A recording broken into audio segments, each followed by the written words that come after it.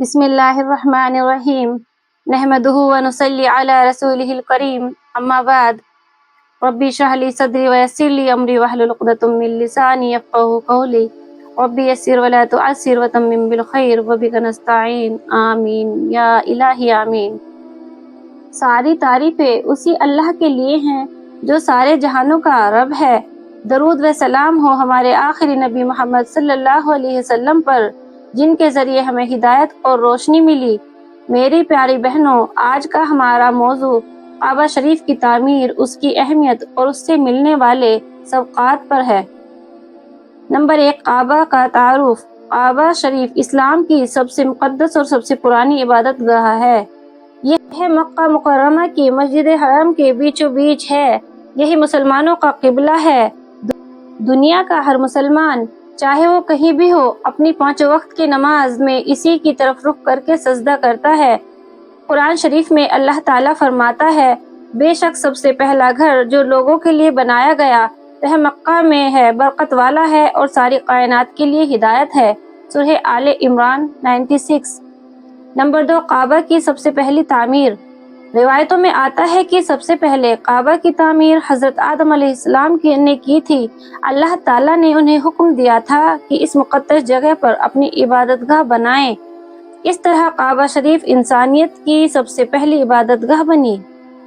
وقت گزرا، عمارت مٹی اور ہواؤں سے گر گئی۔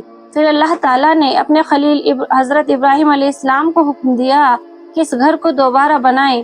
انہوں نے اپنے بیٹے حضرت اسماعیل علیہ السلام کے ساتھ مل کر کعبہ شریف کی تعمیر کی۔ قرآن مجید میں اس کا ذکر ہے، اور جب ابراہیم اور اسماعیل علیہ السلام اس گھر کی نیو بلند کر رہے تھے تو کہہ رہے تھے، اے ہمارے رب، ہم سے یہ عمل قبول کر، بے شک تو ہی سننے اور جاننے والا ہے۔ سورہ بقرہ 1-7۔ نمبر 4، حضرت ابراہیم علیہ السلام کی دعا اور اس کی قبولیت۔ کعبہ کی تعمیر کے بعد حضرت ابراہیم علیہ السلام نے یہ دعا کی، اے میرے رب، ان لوگوں میں ایک ایسے رسول کو بھیج جو ان کو تیری آیت پڑھ کر سنائے، ان کو کتاب اور حکمت سکھائے اور ان کو پاک بنائے۔ سورہ بقرہ 1-9۔ اللہ تعالیٰ نے ان کی اس دعا کو قبول کیا اور اسی کے نتیجے میں حضرت محمد صلی اللہ علیہ وسلم کو بھیجا، جو ساری انسانیت کے لیے رحمت بن کر آئے۔ نمبر 5، رسول اللہ صلی اللہ علیہ وسلم اور کعبہ شریف۔ رسول اللہ صلی اللہ علیہ وسلم کو کعبہ شریف سے بے پناہ محبت تھی۔ ہجرت کے وقت جب آپ نے مکہ کو چھوڑا تو کعبہ کی طرف دیکھتے ہوئے فرمایا، اللہ کی قسم، تو ساری زمین میں اللہ کے نزدیک سب سے پیاری جگہ ہے، اور اگر تیرے لوگ مجھے نہ نکالتے تو میں کبھی تجھے نہ چھوڑتا۔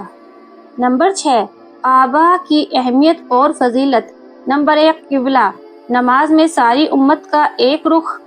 نمبر 2، حج اور عمرہ، طواف کا مرکز۔ نمبر 3، توحید کی نشانی، یہ گھر اللہ کی عبادت اور اس کی اکیلی بندگی کا پیغام دیتا ہے۔ نمبر 4، اتحاد، عرب، عجم، گورے کالے، امیر غریب، سب ایک ساتھ ایک قبلے کی طرف سجدہ کرتے ہیں۔ نمبر 7، حج اور عمرہ میں کعبہ کی مرکزیت۔ جب مسلمان حج یا عمرہ کے لیے جاتے ہیں تو ان کا سب سے پہلا عمل طواف ہوتا ہے۔ 7 بار کعبہ کے چکر لگانا اس بات کی نشانی ہے کہ انسان کی زندگی کا مرکز صرف اللہ کی عبادت ہونا چاہیے۔ جیسے سارے ستارے سورج کے چاروں طرف گھومتے ہیں، اسی طرح مسلمان کعبہ کے چاروں طرف گھوم کر اللہ کی توحید کا اظہار کرتے ہیں۔ نمبر 8، کعبہ سے ملنے والے سبق۔ توحید، صرف اللہ کی بندگی اور کسی کے آگے سجدہ نہ کرنا۔ اتحاد، مسلمانوں کی اصلی طاقت ان کا اتحاد ہے۔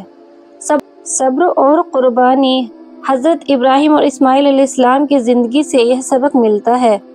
تقویٰ، اصل مقصد دل میں اللہ کا خوف اور پرہیزگاری پیدا کرنا ہے۔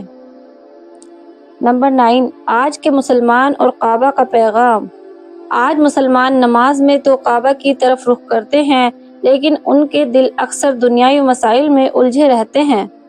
ضرورت ہے اس بات کی کہ ہم کعبہ کے اصل پیغام توحید، صبر، تقوی اور اتحاد کو اپنی زندگی میں اتاریں۔ نصیحت اور دعا۔ میرے پیارے بہنوں اور بھائیوں، آج ہم سب یہ عہد کریں کہ ہم اپنی زندگی کو کعبہ شریف کے پیغام کے مطابق بنائیں گے۔ ہم اللہ کی توحید کو اپنی زندگی کا مرکز بنائیں گے۔ ہم صبر اور قربانی کو اپنائیں گے اور امت مسلمہ کی اتحاد کو مضبوط کریں گے۔ دعا۔ اے اللہ، ہمیں بار بار اپنے گھر کی زیارت نصیب فرما، ہمارے دلوں کو اپنے ذکر سے روشن کر، ہماری نمازوں اور روزوں کو قبول فرما اور ہمیں کعبہ کی طرف رخ کر کے سجدہ کرنے والوں میں شامل کر لے۔ آمین یا رب العالمین۔ کعبہ شریف ایک عمارت نہیں بلکہ پوری دنیا امت مسلمہ کی پہچان ہے۔ یہ ہمیں توحید، اتحاد اور قربانی کا پیغام دیتا ہے۔ یہ تھا ایک چھوٹا سا بیان کعبہ شریف کی تعمیر اور اس سے کچھ جڑی باتوں کے حوالے سے۔ پسند آیا ہو تو اس ویڈیو کو لائک کریں، شیئر کریں